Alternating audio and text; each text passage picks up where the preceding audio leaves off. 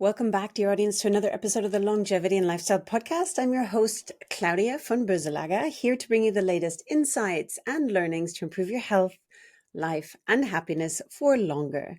Thank you so much for being part of this tribe and wanting to be at your best each day. I'd love to hear from you, so make sure to reach out on Instagram at Longevity and Lifestyle. My guest today is repeat guest Garnet Dupuis. This is going to be our round 2 of 2. He's a pioneering figure in the field of brain wellness technology, particularly known for his work with NeuroVIZR.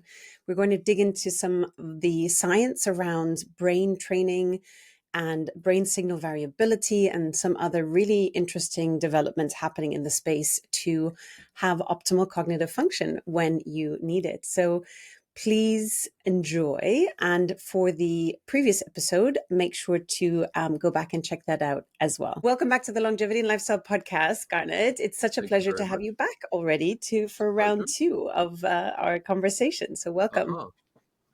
Okay, you've got the steering wheel. Let's go for a ride.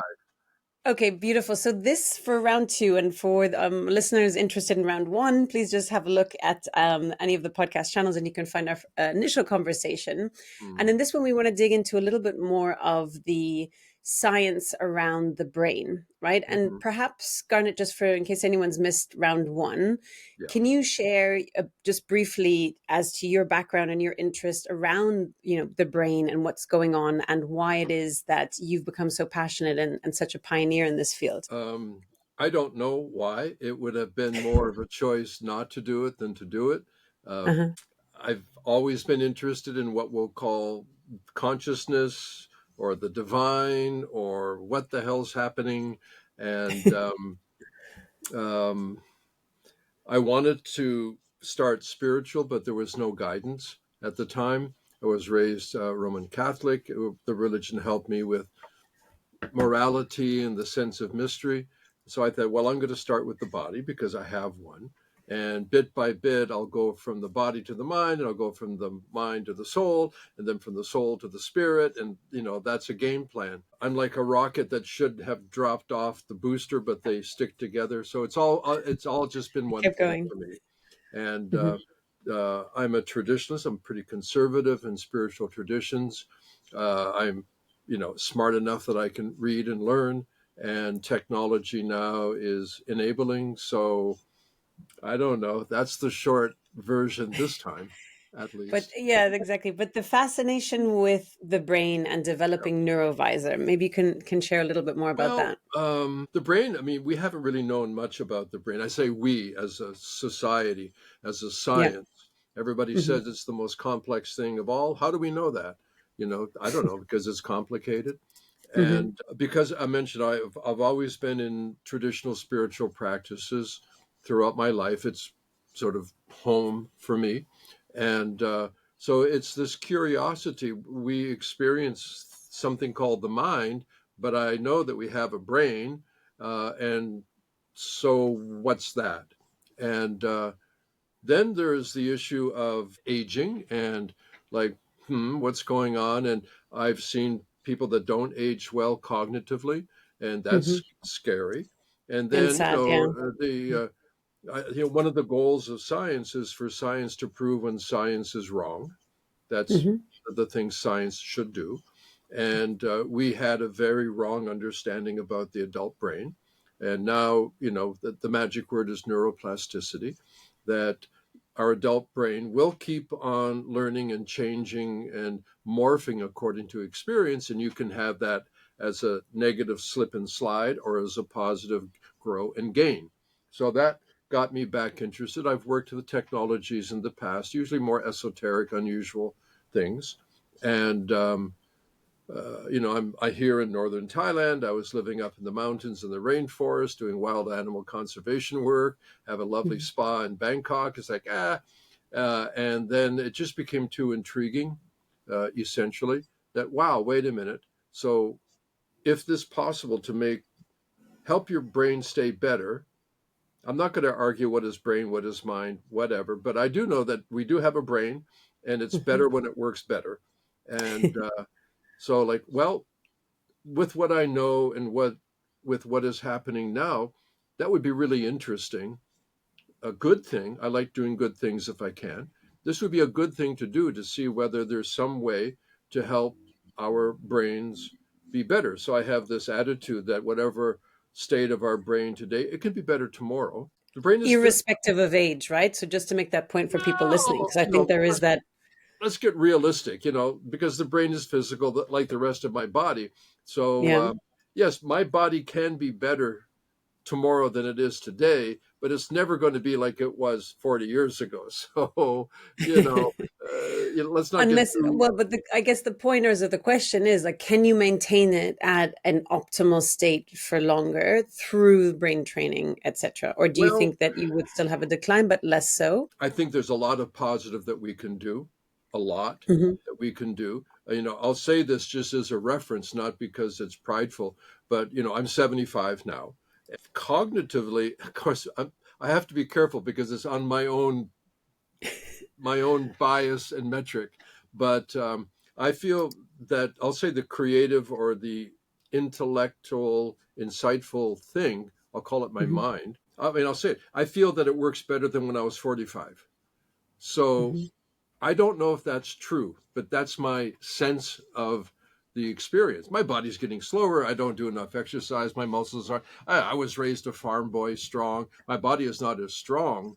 Hmm. I've always been smart, but it's a different kind of. It's a different kind of Sharpness, would you say? cognition. It's a different. Okay, and also, I don't drink alcohol. I don't smoke weed. I don't do those things. Hmm. I've been a lifelong meditator, whatever that means exactly. So who knows? Maybe it all adds up. I Yeah. just feel lucky, but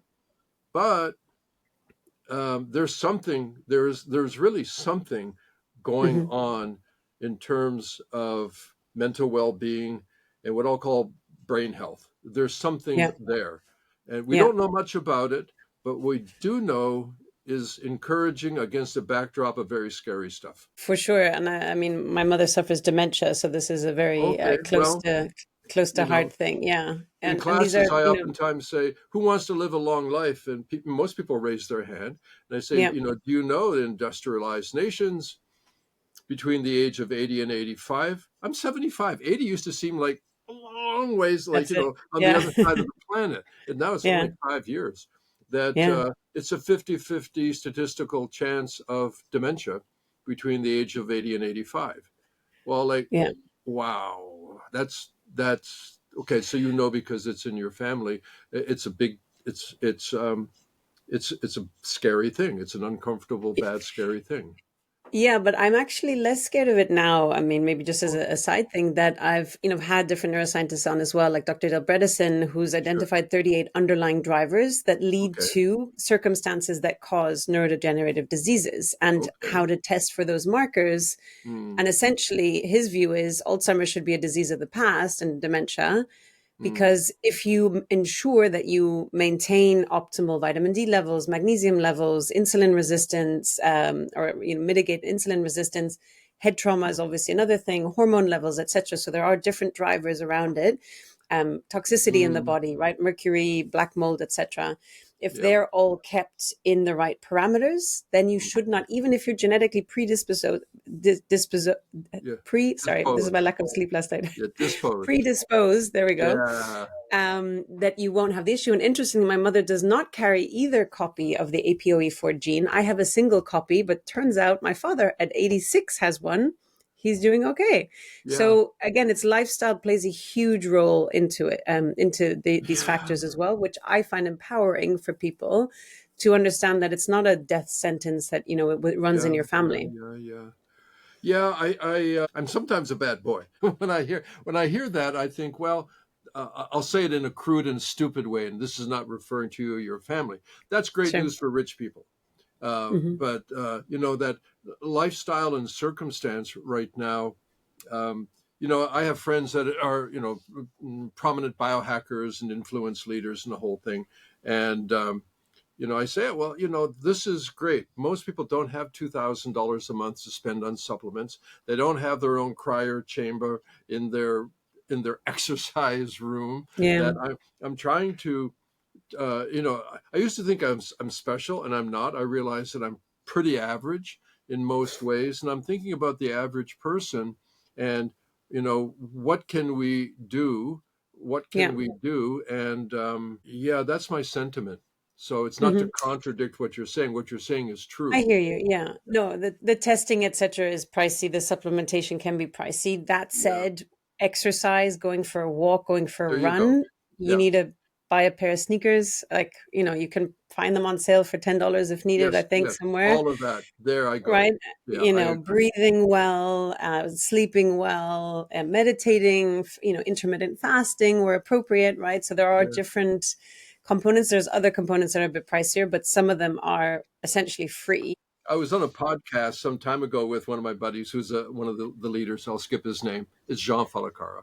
And Of course, there's a friend as whoops, well. how did that come out? And he's a Uh-huh. good friend of mine. And, Yeah, and now he's starting his life-spanning longevity thing. He was an extreme biohacker. And I said, Jean, kind of what I already said to you. I said, with all this stuff you're talking about, please, can you help me understand something that a single mother with 2 kids and 2 jobs can do from the biohacking perspective? mm, So obviously she doesn't have much time, energy, limited budget, the whole thing. And he was very yeah, clever, and I give him credit for that. He said, "Okay, uh, give her the advice once in a while when she has a chance to just walk backwards here and there within her apartment or her house." And I good for the thought, brain. "Oh, good move, good Hmm. move." So I have a kind of a sensitivity towards what I'll call the average person Hmm. because I think I'm one of them. And I used to get asked because I was in healthcare practice, what's the kind of exercise? So sports medicine stuff. What's the best kind of exercise? I said, well, that's easy. It's not easy. There's so many kinds. I said, come on, it's really easy. They said, don't shit me. What's Hmm. the best kind of exercise? I said, well, it's easy. It's the one you're going to do. It's this compliance thing. Yeah, It's this compliance thing. and And consistently do and not overdo, etc. yeah, okay. So Garnet, so let's talk about neuroplasticity, and maybe you can let's do it. just, for those unfamiliar, define what that is, and how is neuroplasticity supported by pulsating lights, which is essentially part of the neurovisors, Yeah. and you incorporate music into it as well. So could you walk us down that path, please? Sure. There's an awful lot that I don't know, and a few things that I do, and I'll do my best to be honest about that. Sure. The neuroplasticity is pretty simply the ability for a physical organism to respond to challenges by making positive changes. And we didn't think that was true about the adult brain. We thought the adult brain pretty much finished at around 23 to 25 years old. And I don't know if you know the old stuff. They say, you only got a certain number of brain cells. They're going to die off and you're screwed. Yeah. Right? Oh yeah. When I Like was all growing that. up, it bumped your head. You lost 100 brain cells. Like, oh, Yeah, it's they're like, never oh, getting come them on, back. really? So, but the idea is that's still partly true because the plasticity of the growing brain is outrageous, outrageous, and that outrage slows down into early adulthood. However, it does not mean change is not possible. Certain areas of the brain can change quite impressively. Fortunately, one of them is the hippocampus, which is basically memory central in the brain. So if we recognize that our brain is physical, it's as physical as your heart, as your spine, as your hamstring muscle, the things we know about our soma are in many ways true about our brain. It's kind of artificial to even separate the brain from the body as a whole. So, Hmm. what we know about the body, if you do little challenging movements or call them exercises, whatever, that the body will respond because it's a little bit of a insult, but it's not an injury. And if you do that, that the body will say, well, hey, I don't want that to happen again. I'm going to change. And we can do that with our brain. So the question is, well, that's great. How do I do it? And most of the early processes have been neurologically what's called top down thinking stuff. Well, Hmm. your brain is good for thinking, then thinking stuff should be good for your brain. And it turns out if you do certain puzzles or certain games, that you will improve. That's the good news. Not so good news is that the brain will improve only in that silo. It'll improve in relation to that game or puzzle, but it doesn't diversify into other areas. So oh shit, I thought it was like that was the thing to do. It is good to do, but Yeah. it's too narrow. So that's Hmm. what's called top down. Bottom up is direct sensory input, and sensory input has a great deal more diversified applications than simple top down. So what you Hmm. want to do is it's absurd to separate them because it's impossible to separate, but you want to have bottom up. So what's bottom up? Immediacy, sensory input. Like you said, like exercise, by moving your body and doing things, actually you're moving your brain. There's Hmm. nothing right now. You're looking at a human brain. This is what it looks like. It has a somatization, but this is my brain. So when Hmm. I wave my hands around, I'm waving my brain around. Hmm. So the NeuroVIZR, which is a light and sound stimulation device, non-drug, non-invasive neurotech, is a way of activating or exercising your brain with direct sensory input. So it's not cognition, meaning you don't think it to activate it, you feel it to Hmm. activate it. So neuroplasticity does respond to immediate sensory somatic processes like exercise, like dance, like the neurovisor. Yeah. Is there research around how much more receptive the brain is to that sensory input versus the thinking input, as you were calling it? Well, yeah, the kind of the hottest new, sexy brain model right now is predictive coding. And that concept of the brain always seeking patterns and recognized safety, trying Hmm. to avoid surprises and novelty. I have a little conflict with Friston on that one, but I mean, who am I? But that the the idea is that the brain, our brain, your brain and mine, basically it's a pattern seeking organ. It Yeah. tries to, okay, so bottom up is always right now. Carhart Hmm. Harris, Entropic Brain, he says that's primary consciousness. And that over time, secondary consciousness says, hey, I've got all this experience. Why don't I do something with it other than just feel it? So Hmm. we start to develop a library of the past and a crystal ball of the future. And we use that. Actually, almost all of our experience, until you bump into this thing called now, is a virtual projection that we're Hmm. always testing. Is this correct? Is this correct? Is this correct? And the example I give, pardon me, maybe I've done it before. I have a house up in the rainforest, so this is like understandable. You're walking, around. I don't have a garden, I just have a forest. Walking around, you look down and oh, there's a snake. And then I look down like, oh, what kind of snake? I look down, oh, it's a piece of an old garden hose. So that's an example of a reference from the past projecting into a future. It's a better safe than sorry thing. Better safe Hmm. than sorry. So I was wrong. So that's called a prediction error in the model. And the idea is we keep on updating that all the time. Well, the danger there is this active, speaking in the model of predictive coding, this Hmm. active inference. Basically, active inference is like a confirmation bias that we want to confirm that what we believe is true. Yeah. And Because it's the path of least resistance, right? It's like the known. So it tries to go to yeah, that straight away and to yeah, expand less energy, yeah, essentially. even if it's wrong is Yeah. the problem. And Yeah. this is where But the neuroplasticity comes in, that mhm. when you want to affect and improve the brain by modifying it with neuroplastic processes, we have to understand that, call it a pattern, call it a belief, call it a habit, that they resist change. That we so much of learning we realize is actually not additive, it's subtracting. There are a lot of things we have to unlearn. Mhm. We have to unlearn. And a good part of neuroplastic growth is sometimes, you know, that pattern doesn't work anymore. that process doesn't work. But the problem is it's kind of glued. Mm. It's kind of glued. Mhm. So processes that affect neuroplasticity oftentimes fail because they come in with the expectation, oh, I'm just going to tell Claudia how to change, and she's going to do it because psychologically now she knows, not Mhm. knowing that there is an actual neural conglomerate of neurons that are habituated. So the Mhm. idea is when you want to provoke change, you have to expect you, I, me, who, the pronouns Mhm. are interesting, but that we have to A person needs appreciate to. the first thing to do is that we have to soften the glue of habituation Mhm. somehow.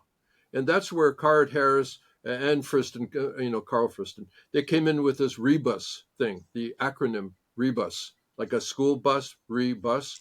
It's a Mhm. Slovak acronym. And, they're involved in psychedelic research. So Yeah. it references, we'll talk about that, but that relaxing existing beliefs using psychedelics. So it's PS. It could have been rebus. I guess rebus sounds better. But Mhm. so rebus. Okay, so my position is relaxing existing beliefs or patterns or habits, relaxing existing beliefs using something, Mhm. something. And that Mhm. something I call a psychoactive agent, something that softens the glue and then moves the activation up to higher levels where new possibilities can happen, then taking them back down again. And in my estimation, which is limited, obviously, is that techniques that work and don't work is because they're not softening the glue first, and that it takes some kind of activation. It could be, I don't know, cold plunge, it could be fasting, it could be drumming, it could be pranayamas, it could be NeuroVIZR, it could be psychedelics, it could be a painful suffering condition, it could be a lot of things can do that. And to recognize, soften the glue, loosen it up, create an opportunity for imprint, then let it settle down. That's actually, in a kind of a graphic way, what neuroplasticity is about. Mhm. So, So softening and then the rewiring, essentially. yeah, yeah, and you can't rewire. The old analogy I used to use is you have honey and you put a bunch of toothpicks in it, and then you put it in the refrigerator. It's a stupid example. You put it in the refrigerator, you take it out, you want to change the toothpicks around. Well, the honey is hard like a rock. So first is soften the honey, heat it up or Mhm. something. Then you can change the toothpick patterns, then put it Mhm. back in the fridge again. But Mhm. it's this process Yeah. of brain prime, brain time. That's really helpful for understanding that softening importance of it. And so, can you expand on how using pulsating light, right? Mm, So, through the eye hmm and sound, hmm how that is supporting neuroplasticity and the softening and rewiring? Well, I'll try as best as I understand. Hmm. I started doing it based on a lot of overlapping principles. Now you're like, what's your research? Well, I'm using all of this elegant research and I'm trying to put it together in a way that seems reasonable. Yeah. So there is this extraordinary quality of mind.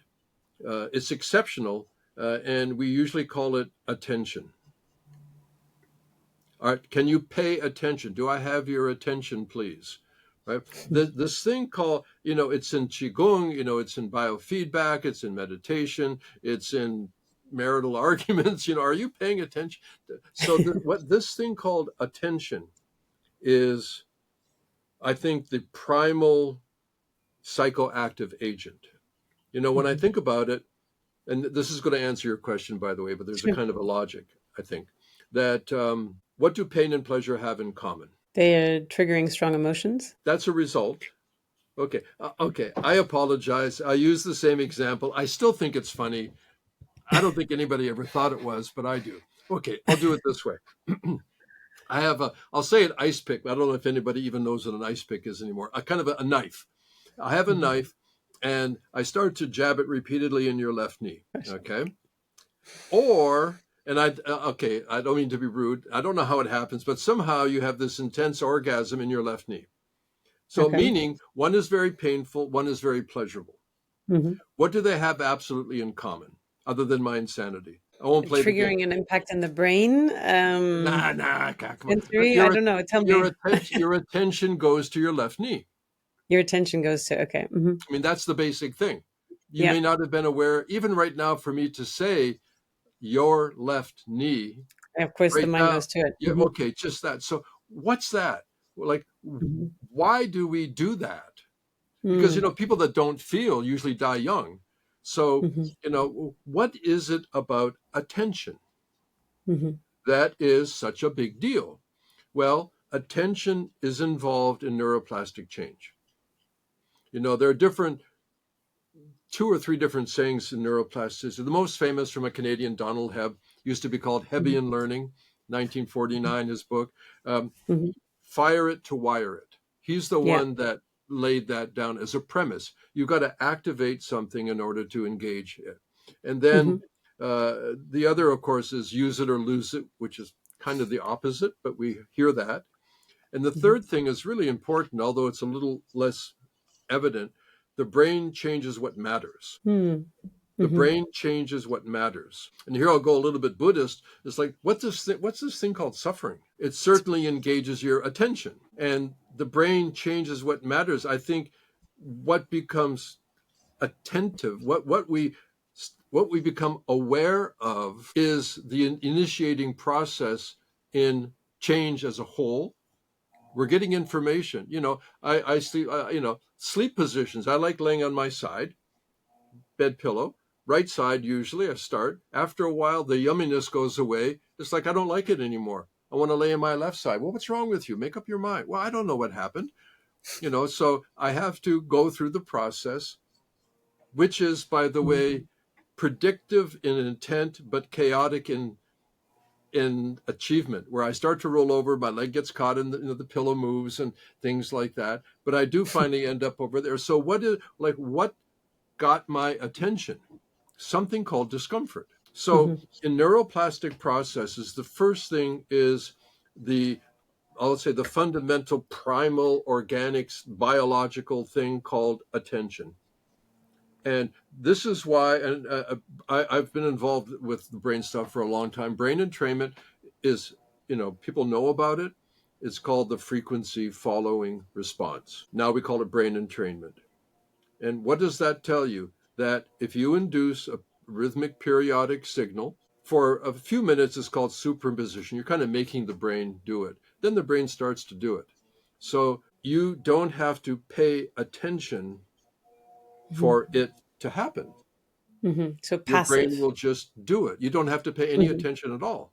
So that's Hmm. going to tell you, would brain entrainment be a dynamic neuroplastic methodology foundation? Nope. Step number one, it doesn't, there's no need for you to pay attention. There's no focused attention there. And so that's the first thing.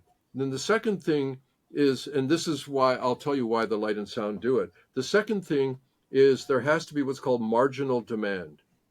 Just a little. This is true in flow state and chick sent me high and the whole thing is that Hmm. there's this thing called I'm okay right there, and then there's just like a tiptoe past that line, Out of the comfort zone a little bit. Yeah. just a Hmm. tad. I call it marginal demand. Yeah. Those two things combined with a third thing, it's kind of more diffuse. We'll call it belief, open-mindedness, willingness. That's like Hmm. I hate this shit. I have to do it, but I'll go. No, that some amount of faithfulness or willingness or open willingness maybe is the most general feeling. So focused attention, marginal demand, and willingness. Then a fourth thing that is the secret sauce makes all of those other things work better. And it's a very complex neural hormonal chemical state, and it's called enjoy. If you Hmm. enjoy it, okay, so with those four things focused attention, marginal demand, open minded willingness, and enjoyment the NeuroVIZR design uses a compositional integration of light and sound so that it says hello and then it creates a destabilization. That's like, that is kind of like the dagger in the knee thing, that Mhm. that it gets attention, because what starts off as, oh, that's nice, I wonder what's happening, that it creates an appetite for signal. Our brain is always trying to find signal and noise. It's always trying to figure out what's happening. And Mhm. when it doesn't know what's happening, I don't really spin the body around, but it's kind of like spinning the brain around, spinning the mind around a little bit in the beginning. So it's like, whoa, what's happening? I'm not a Sufi or a 4-year-old, so I don't like it. So at that point is the first introduction of imprint. It's the first time the vector starts to come in. I can't make the brain do anything, but I can create probability states. Mhm. Probability. So it says, let's consider this. So that process is part of what softens the glue. It gets things like, wait a minute, I don't know what I was thinking before, but what am I doing right now? It does that. So once Mhm. the brain starts, and this is all in the brain signaling and the sound. So it's not brain entrainment. I don't just like play Celtic harps and do binaural beat of something, that Yeah. it's like it's a story. It's a story that the brain understands, because the brain always encounters this in life. It's like, what's happening? Do I understand it or not? Is it new? So, and then once the brain starts to lock in and it says, oh, I got it. I say, oh, you really got it? And then you create some conflict. You slap it left and right a few times. Like, are you sure you've got it? Yeah, I got it. And then you reward it. Then you reinforce it. So it's a very templated, conscious structure that uses light and sound to do that stuff: pay attention, marginal demand, open minded willingness, imprint, and it does it incrementally. So, the last thing I'll say is there are two ways to do that. One is short term state shift. Oh, I feel better, or I feel different, or I feel good. And the other is to do it repeatedly over time for long term. So, you've got short term state shift, Mhm. long-term trait shaping, and you can do it with light and sound. So I want to ask a couple of questions around that, Garnet, and thank you for breaking that down. But Sure. for people listening in particular, but also watching, just to understand, I know that Garnet was referring to stabbing in the knee, and just so you know, the sensation of using the neurovisor is not like being stabbed in the knee or in the eye or anything like that. So just to make that point, Okay, okay. Well done. Well so done. that people are aware. And so essentially, and I'll just try to describe it. It's like a band that goes around your head and then around the back of your. So basically, Mhm. once around your head, and then there is almost, I I guess, can like a show you one. visor You, essentially you want me to with show you one? a. Yeah, I don't have mine in the room here, so maybe you can show for people watching. But if people are listening as well, maybe if you have one Okay, in front of you to show. 15 seconds. Hang on. Okay, I'll continue describing it while Garnet Please quickly do. goes and get his device. But it essentially at the end of the visor is a clip-on light panel, and you keep your eyes closed during the process, and the light is pulsating, flickering back and forth, and causing you to see different colors and constantly swirling and moving around. And so that is the physical device. It is not painful. It is definitely, if you've never Hello. tried something like this before. So Garnet is thankfully modeling this here for us. Yeah. So yeah, that's the clip-on Yeah. light panel. With headphones or earbuds. Yeah, and then with the headphones and earbuds. Hmm. So you were explaining, Garnet, that Yeah. the light unglues the beliefs, right? It unglues the neural pathways for Hmm. certain belief systems. But does it also help to rewire them into the Yeah. positive? Yeah. Because Yeah. on Absolutely. in the app there are different programs, so maybe you can talk about that. Like you're doing the ungluing to be more receptive and open to a new way of Yeah. thinking, a new way of doing things. And Hmm. is it also doing that during the process too? And how? Okay. Yes, just like you said, that I use glue. I'm a visual guy, so I like, imagining sort of analogies. Not actually glue, although amyloid plaque might be. Who knows? But there's no glue in Hmm. that sense. And my camera's gone out of focus here. Um, that Neurologically, it's called a fixation. Hang on. I want a new camera for Christmas. Oh, here, now I'm back in. There you go. My autofocus. It's okay now. Maybe it was my mind. I'm not sure. But Exactly. it could have been. You never know. All the brain Um, training, like, oh. yeah. So technically, it's called a fixation. It's when the brain kind of gets stuck into certain frequency bands. In Mhm. neurofeedback, it's called a fixation. I say it gets glued. Also, we all know that habits, good or bad, are hard to break.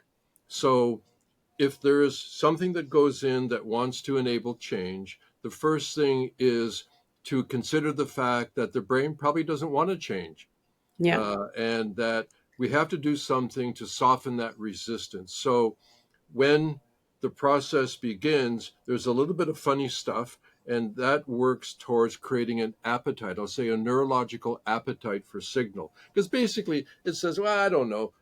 Maybe I'll like it, maybe I won't. I'm just going to sit and wait. So I don't let it do that. Hmm. Then, once things loosen up, that's when new information can be induced or suggested. Imprinted sounds a little bit like mechanical, but Yeah. that's a time when, like if you're really hungry, if I don't let you eat and you're really hungry and I give you a piece of raw kale, it might even taste good. I mean, strangely enough, if you're hungry enough. Yeah. So it's this thing, again, I'm using analogies or metaphors perhaps, but that it's a way of getting the brain hungry for new information Hmm. that it may not normally want to consider. And you get that going by some destabilization that, and that's not that difficult to do. I mean, there are a lot of sound light patterns that can destabilize. And Um, is it like 30 seconds, 1 minute? Like, is it because the okay. sessions are, let's say, 7 to 11 minutes, right? So Mm, is it the first few minutes that it's the destabilizing in order to open up the receptiveness to rewiring? it depends on the session design. Okay. Some are, it's like slow dancing. Some are a little bit more demanding because they're different. People want different things at different times. The basic light sound session, I've chosen 11 minutes for almost all of them, not all, but almost all, Hmm. because the average human adult brain can maintain focused attention for 10 to 12 minutes. That's a kind of Hmm. a psychological, neurological average. And then, depending on your local neurotransmitter pool, then you can refresh it one time again, which is why we end up with a 20-minute TED talk and 20 minutes of TM meditation. And, even the old TV that had half-hour TV program without the ads, that was 22 minutes. Like, what is this 20-minute thing? Well, that's just the way our brains are. Hmm. So 11 minutes is what I call the brain prime with a P, brain prime, 11 minutes. It's difficult for me to convince users that the real great, amazing stuff begins when the light and sound end. So, analogy again, eat a meal, it's delicious, you love it, enjoy it. When you Hmm. finish eating, you start digesting. Hmm. So, the major impact of an 11-minute NeuroVIZR session can be compounded, can be amplified if when it finishes, you go from brain prime with a P to brain time with a T, like that. Hmm. And what do? You feel what you feel and you follow the feeling. What is the psychoactive agent there? Attention. You normally, not you, a person, me, doesn't normally sense the subtlety of information that is in us all the time, all the time. When you do body scan techniques, it's just the icing on the cake or the tip of the iceberg or something. At the end Hmm. of one of these sessions, there is, I'll call it feeling, sensations, emotions, thoughts. I don't know what to call it, but there's a lot happening that is usually obscure. It's hard to connect with that. Maybe you do your breath meditation or mind, something. It's Hmm. there, like, sensation maximus is happening. If you are consciously aware, if you give your attention to what you're feeling, and you follow that feeling, it is potency of effect that is so much greater than the light and sound itself. I won't get into the technicality. You wanted science, but it's too much. This is a very predictable, well-known periodicity in neuroplastic neurology. It's neurostimulation, neuromodulation, neurorelaxation, neurodifferentiation. This is known. It's just a question of application that may not be so common or evident. Or So understood it's as like well. that. Yeah. It's something like that. And there was, or it is recently, there's really interesting research recently out of MIT around Yeah. pulsating light Hmm. and its impact on clearing amyloid plaque, Yeah. which we understand the brain uses to protect itself, and which some people previously thought was the Hmm. cause of Alzheimer's, which we now know is not the case. But still, the fact of being able to clear out the amyloid plaque obviously allows for better brain function. Yeah. Can you talk about this and what your view is? What is happening that the Okay. pulsating light is able to do it? I have a bone to chew on this. So, Okay. okay. Yes, it's true. It's not false. Hmm. However, the perspective is a dangerous one, in my limited, honest opinion. We are philosophically mechanistic, we are reductionists.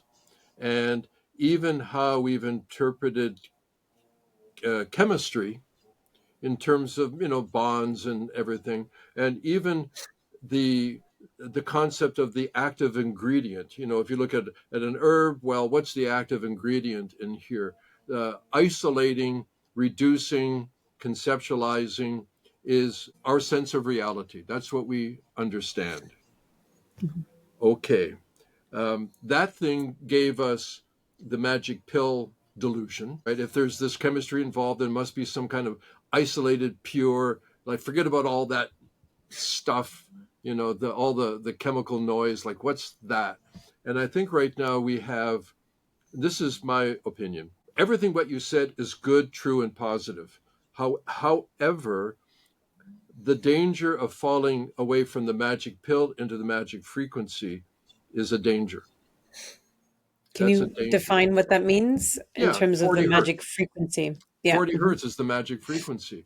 40 hertz does not exist in the brain.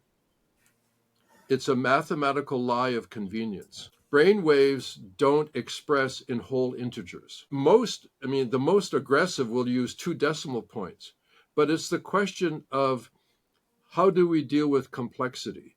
What's coming out of the top of the head electrically for EEGs is a volcano, an electrical volcano.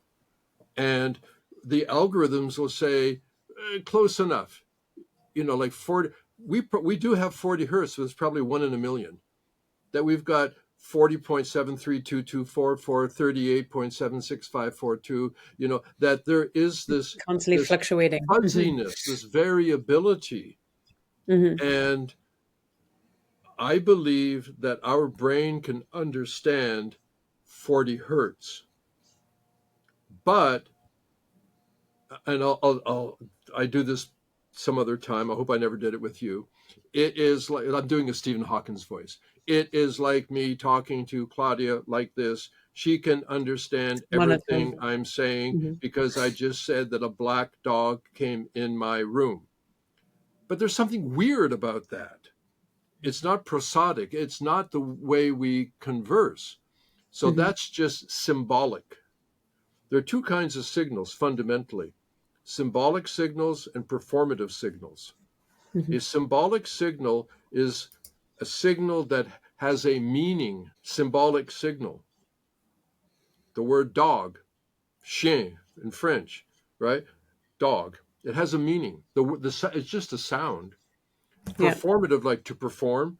Performative Hmm. signals don't have meanings. The signal is the meaning itself, like the color, the color that you're wearing, whatever the name of the color is, that purple, Yeah, we couldn't figure right? that one out. Yeah. Yeah. So, or cobalt blue, one of my favorite colors. When you see it, you have an experience. There's no associated meaning. So I think that our brain says, I get what you mean, but it's not really a natural signal yet. that I think we have to have, that's why I said about the danger of reductionism and mechanism. I want the pistons in my car to be very regular, not, but I don't want that in my Hmm. heart rate variability, this microsecond adaptation of the autonomic nervous system. That's also in our brain, but Mm. hugely more complex. There are at least 10 different types of variability. So Hmm. my proposal is that, I mean, if I could run a study, I'd run it, or design it. I wouldn't run it, but that I would like to have a very fuzzy 40 hertzish signal Range. and Yeah. Hmm. compare it to that whole number integer of 40 perfect hertz, because it's an organism, it's biological, that so much of what the algorithm, because it's all the algorithm. The algorithm says yes and no at average. It takes a mean, it makes an average, Hmm. and that's what it tells you. But that's not it. When you park your car in the garage, as long as you don't hit the sides of the garage door, it's okay. But I bet it's not exactly at the same position Spot in each millimeters. time. Yeah. Like they So say, there's no straight lines in nature, right? So. yeah, Mhm. yeah. So that's my, I guess it's a perception caution that it is true, it does work, it does do that, but I suspect that it is a limited effect. And it may even, the danger of using exactly the same signal over and over is habituation. Mhm. That's that's the danger, And right? then it doesn't have the same impact on the brain And then it because the goes, brain is like, "Oh, I know it's coming." Yeah. yeah, Mhm. it worked, but why doesn't it work anymore? Well, you've Mhm. habituated it. There's no Mhm. novelty. There's no surprise. You know, Yeah. the guy that taught me the most about what is information, Gregory Bateson, a brilliant anthropologist, giant mind, now dead.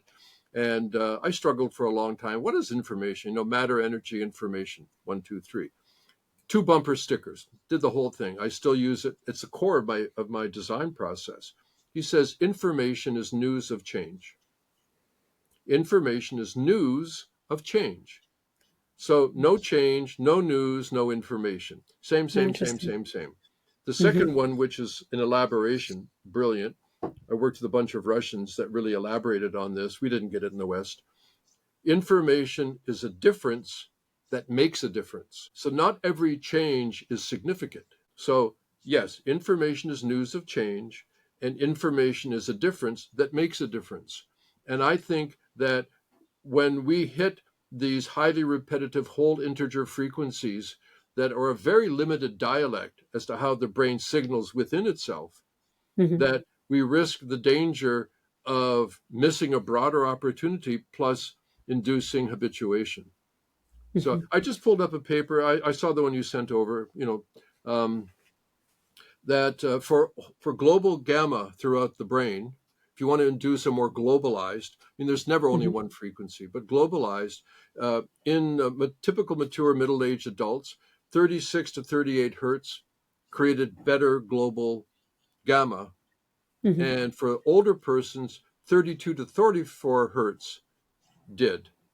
And in these kinds of studies, if you really want to get like specific, go to at least 2 decimal points. So It's yeah, it's so yeah, specific and to the actual hertz frequency as well. Yeah, it's a, because I think that's the challenge of something that is so complex, as you said at the very yeah, beginning, to bring it down into a scientific method to be able to yeah, analyze it in a clinical setting, to have a clinical trial and research then off the back of it, and what are the outcomes, to yeah, better yeah. understand it. But what is coming out is obviously very promising. Well, it's What super promising. Absolutely. I just wish we would be a little less mechanical and reductionistic. Don't make mathematical lies for convenience. Uh, Mhm. Organisms are are are a lot dirtier and noisier and detailed than your new car. Mhm. So that's what I would. That's why I say I have a bone to chew, or whatever I said. That I understand. I understand. I want to touch on brain signal variability, oh boy, Garnet. So what is brain signal variability? Can you compare it with HR, like what HRV did for the heart? Is this what is going to be the Yeah, term for the brain? yeah, What is it? Why does it matter? Why is it interesting? it's really interesting. It's really interesting because there's a lot And of what why? I just said that, okay, I mean, HRV, I think, is relatively well known. Heart rate variability. If a person has a heartbeat of 60, the conventional thought, well, because there's 60 seconds in a minute and it beats 60 beats per minute, it must be beating one per second. That's pretty easy. And if that's true, the person's probably about to have a heart attack. It, it may be true, but it's not a good thing. So Yeah. it turns out that between each beat, you know this, between each beat, there has to be some temporal difference. What that's reflecting, pardon me, what's that reflecting is autonomic nervous system, sympathetic, parasympathetic adaptation, but in microseconds. Like one whole second is way too long for what Mhm. needs to happen. We're biased by the size of our body and how fast we can move. Is an elephant big? Yes. Is a mouse small? Yes. Compared to what? Size of my body. Is a cheetah fast? Yes. Is a snail slow? Yes. What? Compared to my body. So we're so human centric that we don't understand that there are different time periods. Like now in the Olympics and other sports, we see who wins and loses in a hundredth of a second. Yeah, it's You wild. can't Yeah. see that with your eyes. So heart rate Mhm. variability says, hey, guess what? That there should be a temporal difference between each heartbeat. And that's what you also wonder. Like when the doctor puts a stethoscope on your back, breathe in, breathe out. It's like, what the hell? What, you want to hear me breathe? What are they doing? Well, when you breathe in, your heart should speed up. When you breathe out, it should slow down. So they're checking at a very crude level your heart rate variability. Cool. Brain signal variability. I love very complicated. Oh my God.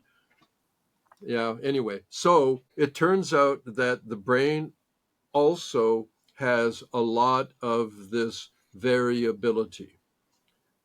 Up until rather recently, 10 years for sure, 5 years almost, when the algorithms check what's happening in the brain, like amplitudes or frequencies or networks, the algorithms throughout all that stuff because it was just noisy getting in the way of a signal. So by design, people make the algorithms that, AI didn't do it, at least not yet. People make the algorithms because there are certain that comes out of cybernetics and actually radio technology, where you don't want a lot of noise, you want purity. So the noise to signal ratio is a big Mhm. deal in communication theory. Well, guess what? We thought that was also true in the body. So that noisy stuff, throw that away. Oh my God, wait a minute. That's really important information. Oh, oh. So now we understand that in the brain, there is a lot of this fuzziness, this chatter, this noisy stuff. I say, you can't have fun if you're afraid to get dirty. You've got Mhm. to appreciate that. So Mhm. it's too dangerous to go too much further but the important thing is that, well, I don't know if it's the important thing. One of the important things is if we want to somehow, with technology, us to communicate with the brain for brain change, we have to be careful that we don't make it too pure mathematically, because the brain will kind of understand, but it's weird. It's not really okay. The example, the early music synthesizers in the MIDI board, and way back was moved. Forget that. That like you have a keyboard, and oh, I want to play violin, and you choose violin and you play the keyboard, but it sounds like a violin. And now, of course, it's a huge, expanded, elegant platform and software. But what was weird about that is that it sounded something like a violin, but it didn't really sound like a violin. Why? Mhm. Because it was too pure. There is no violinist in the world. The one, they wouldn't attempt it. The other is it's impossible to not have these fractional distortions of that note. As a matter of fact, like blues guitar. You bend like that. So wait a minute. Now the sound music software has this process generally known as humanizing. So that when you do these things, except for auto tune, which is like in the head, but that the idea is in nature, mathematical purity is an abstraction that we put on it, that actually there's all sorts of, I say, like my brain, your brain, the human brain, well, maybe brains in general, that they shimmer. They shimmer like, starlight over water at the ocean. It's shimmering around snowfall. So Hmm. that shimmering aspect is brain signal variability, and that we need to work with this kind of sophisticated musical quality, like somebody on a conga conga, yeah, drum, Conga, yeah. bongo, Hmm. conga, different. It's the drum machine sounds different because it's too perfect. It's like looking at somebody that's had plastic surgery where the face is now symmetrical. You look Hmm. at that face, you say, you're weird. What is it? Because there's Doesn't no look good. human face that is symmetrical. So this little bit of non-perfection is actually natural. It's adaptive. It's Hmm. meaningful in and of itself. You don't have to apply a meaning to it. So working with the brain, I think we've learned a lot from music, and now we have instrumentation. Like I say, maybe I said it to you. There was no saxophone music until the saxophone instrument. The musician may have had the feeling, but they couldn't express it with their flute or their trumpet or something. Then Adolphe Sax, 1754, I think, made this thing. So right now we're creating instrumentation for light, and we're expanding sound to be closer and closer to the brain's native language. And as we do that, I feel confident that enhancing neuroplastic change and other elements of cognition and information processing, it's going to get really good. It's going Because it will understand really it a good. lot Yeah. better because it will be able to understand the noise. Yeah. Is that essentially? Yeah. Well, it's like, the sitar. How many harmonics do you hear off of that? And even, this head bobbling thing, right? It's because if you bobble your head, it does the wah wah effect on sound. Wow, wow, wow, wow, wow. So, you know, I don't know. It's just it's like great stuff. It's so interesting. And and with the brain signal variability, excuse me, how much is it looking at the different brain waves, right? So alpha, beta, gamma, etc., theta, Yeah. versus actual the signals and the frequency going on. So what is happening exactly there with measuring? Well, if I knew the how to answer it exactly, I'd be famous, but and I'm not. So right now there are 10 different types of brain signal variability that you can examine. You don't know how to measure until you know what you're trying to measure. Yeah. I can have a thermometer for heat, but it doesn't measure humidity. So, although there's a correlation, it's not the same. In brain signal variability, we're interested in things like, oh, from one frequency to another, how much change happens? Or how about amplitude? How high does it spike or not spike? Or like it gets too technical.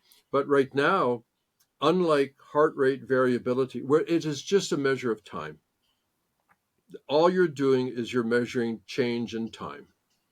Is the time between one beat and another longer or shorter? That's all. So the dynamic is temporal. It's just time. Well, we can look at the brain variability in terms of time, but we can also look at it in terms of amplitude. We can look at it in terms of localization. So most of this is really new. It is for me the holy grail of, like, what are we actually trying to figure out here? Well, that stuff wasn't a bunch of noise. Guess what? That's where the information really is. Hmm. So the going back to Bateson, Information is news of change. Change, difference, variability, it's all the same thing. You know, the Hmm. delta from not delta brainwaves, but delta mathematical change. Yeah. I work with delta dynamics, delta deconstructions, because like the I Ching, different types of change.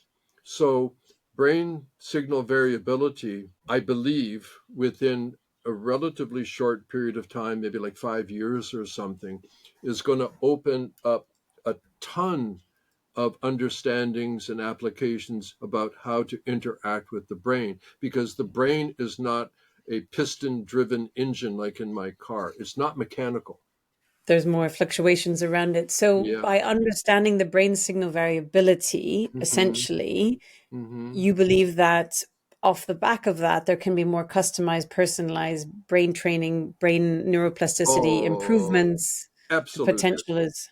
Mhm, Absolutely. 6 months ago, MIT again released a study plotting brain signal variability on 6 executive functions. Okay, you know, the things we do to figure stuff out.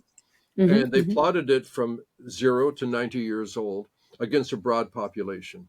So 6 different ones. And these 6 different lines just, you know, tightly clustered, starting at the 0, peaked, and then dropped like a perfect arc, like a nice Bayesian curve almost. mhm, And the average is not common. The average adult brain, in terms of these executive functions, as measured with brain signal variability, peaked at around 45 to 46 years old, mhm, and then was a frighteningly regular decline back down to 0 again, paralleling the mirror of the ascent from birth and the descent to a long laid death.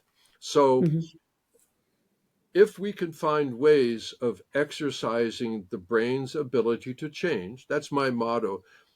Get the brain to, if the brain can change when change is required, that's a healthy brain. There's mhm, no ideal state. Stop that thinking. There is no ideal frequency. Stop that thinking. That mhm, there is a spectrum of dynamic change capacities. And being able to, like the most simple one, the most evident one is now I'm awake, now I'm asleep. Can your brain make that change? A mhm, lot of people can't. And fortunately, the NeuroVIZR is quite successful in helping to regulate sleep. And I think it's because the circadian biology is so pleading for help that as soon as you loosen up the glue and as soon as you move things around, the circadian cycle says, hey, you know that sleep that I've been wanting? Give it to me. So mhm, this issue is, I mean, going back to me sleeping on my right side and my left side, if I can't change when I need to change, I got a big problem. And that's true of the complexity of our brain, that our brain is highly adaptive. Yes, it seeks ordered patterns. However, it's encountering an environment that is always demanding changes. Hunger changes, temperature changes, pain changes, change. They say the only constant is change. I don't change. know if Yeah. that's Mhm, true. So that's what I think. I think the variability thing is actually as much of a monster change to go from the adult brain sucks to the adult brain can change. Neuroplasticity. I think brain signal variability is, I don't know, make up a number, 10 times more important than neuroplasticity as a whole. Yeah. wow. Very exciting times ahead. As we finish up today, Garnet, Uh-huh. can you help people to understand what are some specific use cases, or what would you recommend if someone would be interested in trying the NeuroVIZR, but Sure. wants to understand, how can I apply this in my day-to-day life? Like, what can it help me with? You Okay. mentioned sleep. What are Yeah. some other modalities that you recommend Okay. for Well, the I'll go back using to NeuroVIZR? something else that I said earlier because I think it's kind of fundamental. One is short term, the other is long term. That right now I'm sitting in this chair. I've been sitting a lot today. My low back's a little bit stiff. I can get up and stretch, and I have a bar hang from a little bit, and that gives me quick relief that is quite attractive. But it's not going to solve a long-term chronic low back pain if I have it. Hmm. So One is you can use the NeuroVIZR process for very quick, very satisfying state shifts, basically from discomfort to comfort, or to go from crazy to sane, or to go from I'm thinking to I'm meditating. It's this wow thing that happens quite regularly for most all users. It's one of the things I call it help right now. When you need something just right now, maybe it's not forever. That's not the point, but either this or I'm going to scream. I'd rather not scream. What can I have? So there's that. Then there's when you, well, okay, your brain is physical. We've already, I think we agree on that point. So if you want to help your body, your physical body, soma head to toe, then some kind of structured, reasonably regular reinforcing, we'll call it exercise or just call it activity, is going to give you things that are really attractive, but they only really come with time. Basically, you're going to develop new habits. And there are people that use the NeuroVIZR to kind of rewire, you could say, it's a bit graphic, but to shape the trait. A state requires the stimulation to be present. A trait is something learned that you don't need the stimulation, maybe periodically as a reinforcement, but your body has kind of learned it. Like once, so the brain prime, brain time, you could think of it as here's the lesson and here's the learning, Mm-hmm. right? So it's a tool, it's an instrument, it's a mind mirror. It's a lot of ways of characterizing it. It is the experience itself is oddly both foreign and familiar. It's something like, oh wow, I've never seen that before, but somehow I recognize it. And I think it's because it's innate. It's an innate neurological state. And It's coming from within, essentially, what you are seeing, yeah, right? So the visuals, yeah, etc. your eyes are closed. Hmm. Even though there's flashing or flickering light, everything you're seeing is internally generated, which is why we call it neuro reality instead of virtual reality, augmented reality. I playfully say neuro reality is when you turn virtual reality inside out. I don't know, just Hmm. words, but Yeah. But it's so it's for really things, it's use good stuff. cases like focus and calm for sleep, Yeah, yeah, you yeah. have one. Yeah. Hmm. Yeah, that's the pretty much the easy stuff. I would say, and I'll use the vernacular, the people that have a little bit of a not a hard time, but they don't like yummy it right away are control freaks. Uh, Hmm. People, that just want to keep it together and, you know, uh, that kind, and I'm speaking in a very common term, but you know what I mean, that letting Yeah. go or accepting it, Surrender. or, Hmm. that the benefits are really quite evident and attractive, and it's like, oh, well, don't be afraid, it's not going to hurt you, it's just some flickering lights. But yeah, overtly, in a larger model, reinstituting normative sleep is probably the most common. And the other most common is, I just love this thing and I can't wait to do it because I get to have my me time. And I try to meditate like, and wow, this is great. So I'd say in a macro scale, recalibrating normative sleep in the circadian cycle, in the mini me world, it just feels great and it's a great relief and it doesn't hurt you. It's kind of nice. It's good for the brain. Good for Beautiful. the Thank brain. you so much, Garnet. So if listeners are interested in understanding more about Hmm. brain signal variability, pulsating lights, what are some online resources or books even that you would recommend they start with? Well, online stuff is tricky because there are a lot of things said.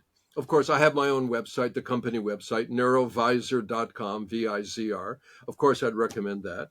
Um, there are a lot of people doing really good things out there. Unfortunately, some of it is more on the scientific side, and you may not be so comfortable with the language. As far as neuroplasticity, the books by Norman Doidge, like Dodge with Hmm. an I, Norman Hmm. Doidge, they're a little bit dated, but they're fantastic.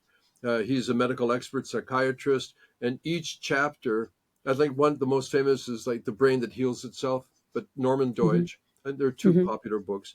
Each chapter Hmm. is kind of like a mini. short story.